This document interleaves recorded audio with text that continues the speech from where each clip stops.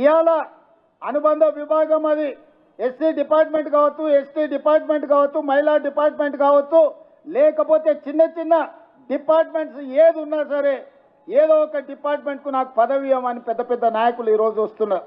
అంతకుముందు అడిగితే కూడా తీసుకోలేదు కదా, ఇప్పుడెందుకు వచ్చిందా అంటే ప్రభుత్వం తీసుకున్న నిర్ణయం తర్వాత మాకు విషయం తెలిసింది. అనుబంధ విభాగాలకు అధ్యక్షులుగా ఉంటే కార్పొరేషన్ చైర్మన్లు అవ్వడానికి అవకాశం ఉంటుంది, ఎన్నికల్లో టిక్కెట్లు రావడానికి అవకాశం ఉంటుందని ఇప్పుడు అర్థమైంది. అందుకే మేము బాధ్యత తీసుకుంటామని ముందుకు వస్తున్నారు. అందుకే ఈరోజు జిల్లా అధ్యక్షులు కావచ్చు, నియోజకవర్గ స్థాయి అధ్యక్షులు కావచ్చు, పార్లమెంట్ స్థాయి యూత్ కాంగ్రెస్ అధ్యక్షులు కావచ్చు, రాష్ట్ర స్థాయిలో వివిధ హోదాలలో ఉన్న యువమిత్రులకు నా సూచన ఒక్కటే, కష్టపడితే తప్పకుండా ఫలితం ఉంటుంది. కష్టపడ్డోని కాపాడుకునే బాధ్యత కాంగ్రెస్ పార్టీ తీసుకుంటుంది. అధ్యక్షుడు మహేష్ కుమార్ గౌడ్ గారు తీసుకుంటారు, ముఖ్యమంత్రిగా నేను తీసుకుంటా.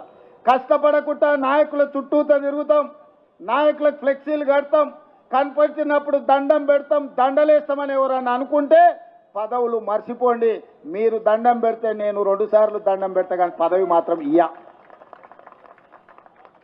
ఎవరైతే సమస్యల మీద పార్టీ పక్షాన వీధి పోరాటాలు చేస్తారో, ప్రజా సమస్యల మీద ప్రజల దగ్గరికి వెళ్ళి అండగా నిలబడతారో వాళ్ళకే ఈ ప్రభుత్వంలో గుర్తింపు ఉంటుంది.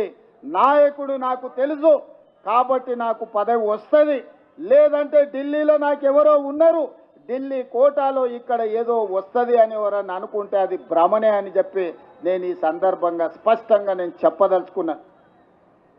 ఢిల్లీ నుంచి కాదు, గల్లీ నుంచి రావాలి పైకి.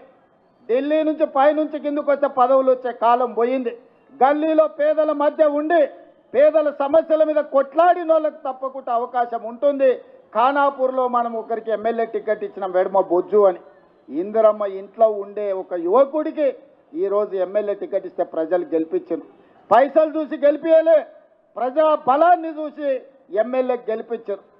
తుంగతుర్తిలో మందుల శామెల్ కావచ్చు, లేకపోతే షాద్నగర్లో ఈర్లపల్లి శంకర్ కావచ్చు, ఇట్లా చాలామంది ఇప్పుడున్న ఎమ్మెల్యేలు ఈ ఎన్నికల్లో కేవలం డబ్బులతోనే ఎన్నికల్లో గెలిచినామని ఎవరన్నా చెప్పినా, ఎవరన్నా అనుకున్నా తప్పే.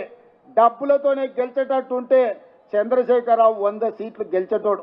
లారీలో కొద్ది పైసలు ఉన్నాయి, ఆయన దగ్గరనే కాదు, ఆయన కొడుకు దగ్గర, ఆయన బిడ్డ దగ్గర, ఆయన అల్లుని దగ్గర, ఆయన సడ్డకుని దగ్గర అల్మారీల బీరువాలలో కాదు లారీల నిండా రూపాయలు ఉన్నాయి. మరి వాళ్ళు సీట్లు ఎందుకు గెలవలేదు? కామారెడ్డిలో చంద్రశేఖరరావుని బండకేసి కొట్టిరు ప్రజలు.